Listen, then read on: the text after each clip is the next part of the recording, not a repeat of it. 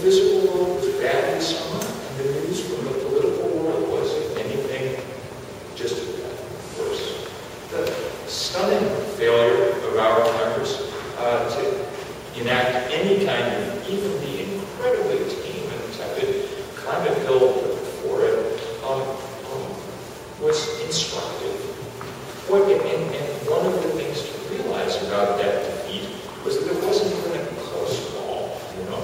We weren't even close to winning, and big energy didn't even have to break a sweat to pull off the result that they pulled off.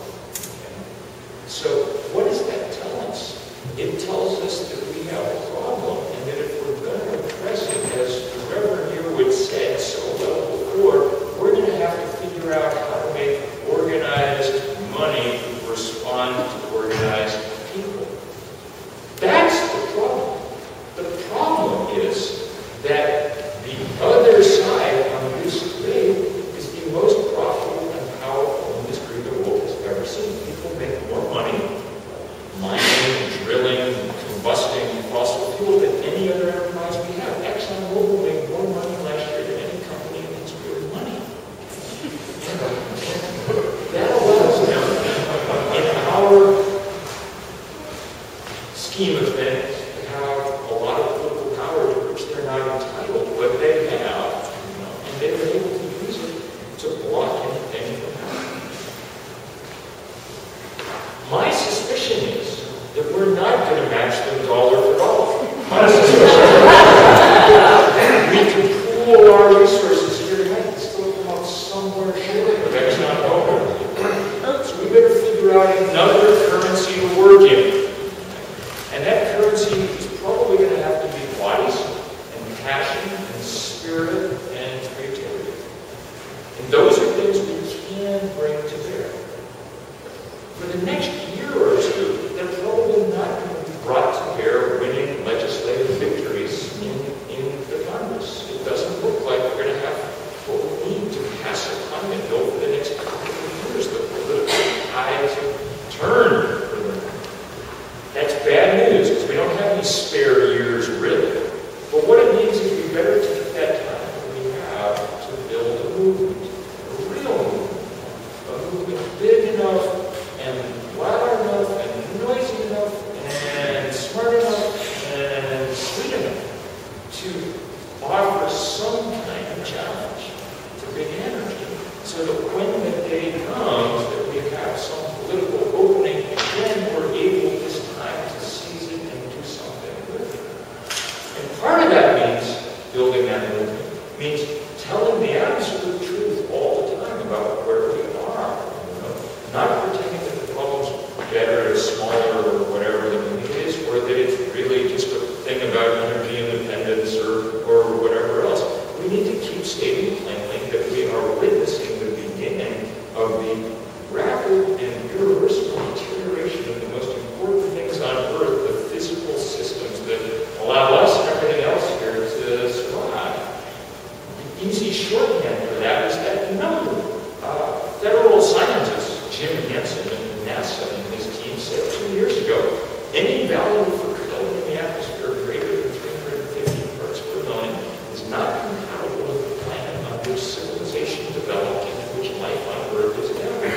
You don't get any more plain-spoken, straightforward language than that out of either scientists or federal employees. Okay, that's about as plain-spoken as it's possible to get. And of course, the trouble is we're already way past it. We're at 392 parts per million. Okay. It's an emergency. It's happening now, and that's why it's too bad that we haven't had more leadership at all levels in Washington reminding us of the peril that we're in all the time. Okay? It's possible that this whole thing won't work. This movement is possible. There are scientists who think that we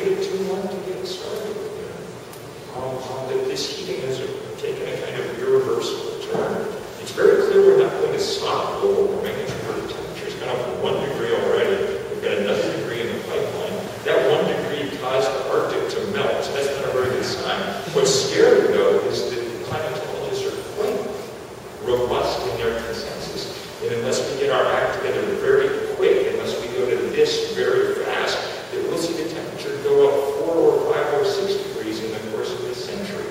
1 degree gives us this summer, okay? We really do not want to find out what 5 or 6 degrees gives us.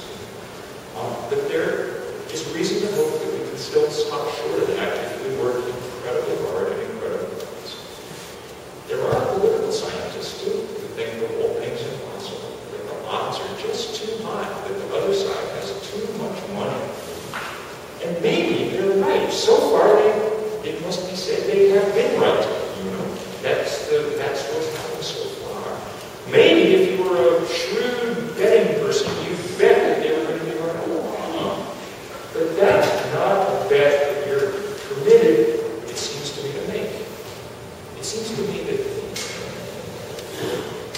moral people facing the worst thing that's ever happened in the world that just happens to be happening in their time of life, when then they being the percentage of people who know and understand it, the only possible course of action is to do everything one can to change those odds.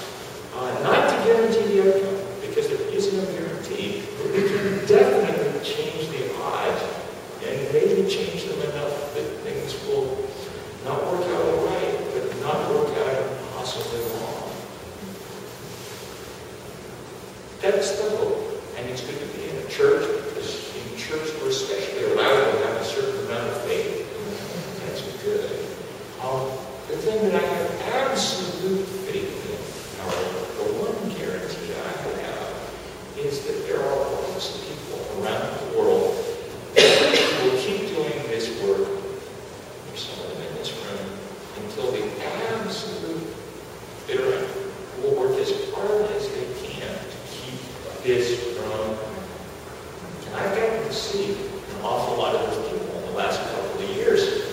I've been sort of the moving part of 350.org, this great sprawling global thing. So I've been on the road more or less the way we've been the last 3 days. I've been on the road for the last couple of years. And every place I go,